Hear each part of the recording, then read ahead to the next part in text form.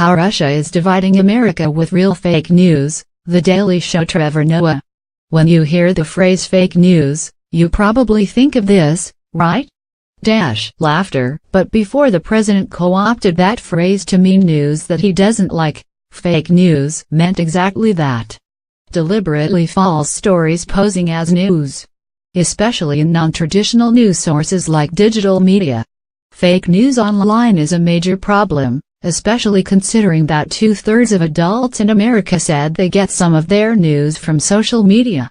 And the other third said they get it from Steve Harvey, so it's bad all around. Laughter. And earlier this week, we saw another example of online news going haywire. Well, Google and Facebook are apologizing for amplifying false news stories that surfaced in the hours after the shooting. According to the Chronicle, Google blamed an algorithm for highlighting stories that falsely identified an innocent man as the shooter. Within hours of the attack, Gary Danley's name and his photo were spread across the internet. Our family and all of our extended family, the Danleys, have been getting death threats, and would like people to know that social media spun this out of control and without seeking the truth, have jumped to the conclusion that somehow, our father was involved. That's right. Millions of people are now linking an innocent man's face to a mass shooting, which is really messed up, when you think about it. This poor guy's walking around, trying to live his life, with people probably walking up to him, saying, "Hey, are you the guy who shot everyone and then killed himself?" Not cool, man. Not cool. Yo, can I get a selfie real quick? Yeah. And this story was just one example. After Vegas, Facebook and Google News were filled with fake news about multiple shooters, fictional victims, ISIS involvement, my sex tape - all fake things, very fake things. Especially the part of me crying at the end. I wouldn't cry. Why would I cry? Come on. It's fake. That's all you need to know. And by the way, the fake news about Vegas is not an isolated incident. This is turning out to be a problem across all social media. Newswoman, the New York Times reports. On Twitter, you had these bots, these automated accounts that were helping to spread fake news. Damn. So Facebook has fake news, Google has fake news, Twitter has fake news. Who would have thought we'd be living in a world where Snapchat is our only legitimate source of news? Yeah, and good luck if you're a slow reader. North Korea is about to. It's gone. It's gone. What was it gonna say? What was it gonna say? What? Reply. Okay. Clicks tongue. There you go. I guess missiles for missiles.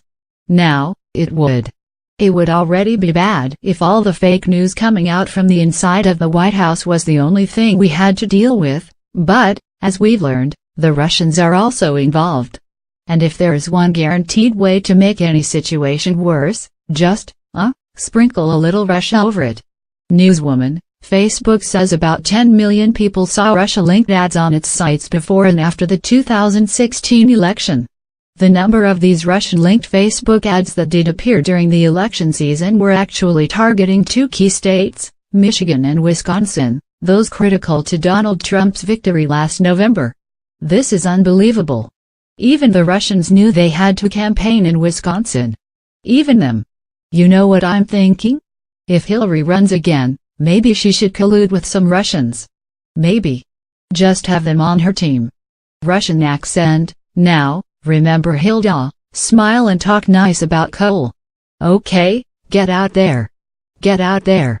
And now, regardless of your politics, the reason you should care about fake news online is because it's not just about Russians meddling in US elections. It's about Russians working to divide everyone. Ads were intended to promote divisive messages, and some even included anti-Muslim messages. Newswoman. Accounts regularly shared content intended to deepen the racial divide and stir up outrage. Newsman. Just this past weekend, as some NFL players protested during the national anthem, Russian trolls flooded social media with the hashtags #boycott and #Takhikny. You see? The Russians were playing both sides. Boycott and Takhikny. You can't do that.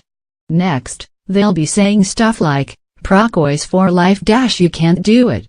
For more on the Russian effort to influence American discourse, we're joined now by our senior American correspondent, Michael Costa. Everybody. Cheering, applause. Thank you. Thank you. Thank you. Thank you. Thank you. Michael, as an American, are you worried that Russia is using social media to divide this country? Trevor, I'm as worried about Russia as I am this burning sensation on my genitals. So you're very concerned, then? Not at all. Usually these things take care of themselves. But I am pissed off.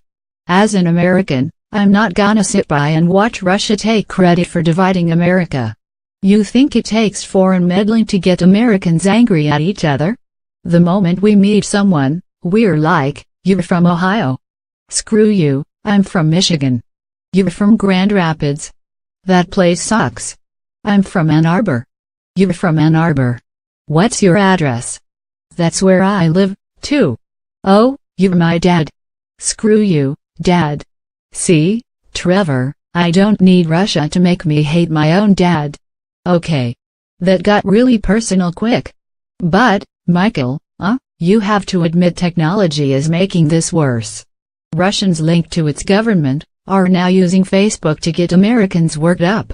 Yeah, you know who else does that? My racist uncle every time he posts on my feed.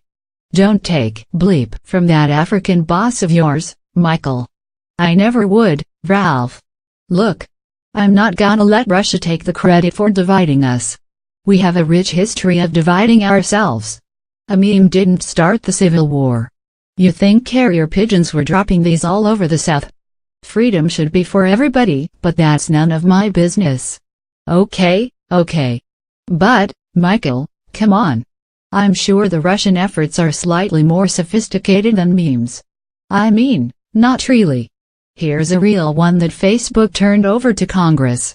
Russian accent, why do I have a gun? Because it's easier for my family to get me out of jail than out of cemetery. Normal voice, now, if an American had written that, it would have said the cemetery. And cemetery would have been spelled wrong. Here's another. Laughter and applause, it's true. Here's another real one. Tell me if you think an American came up with Russian accent, in love with Texas shape. Oh, okay, Michael, look. I get it. So what are you saying? Americans should just ignore the whole thing? Normal voice, hell no. We're gonna hit back hard. We're going full on meme war. Let me show you these dank memes coming out of the Pentagon, another great shape. Rolling into Russian summer like. Laughter, you like that, Russia? How about this? I can haze borscht. Michael Costa, everybody. We'll be right back.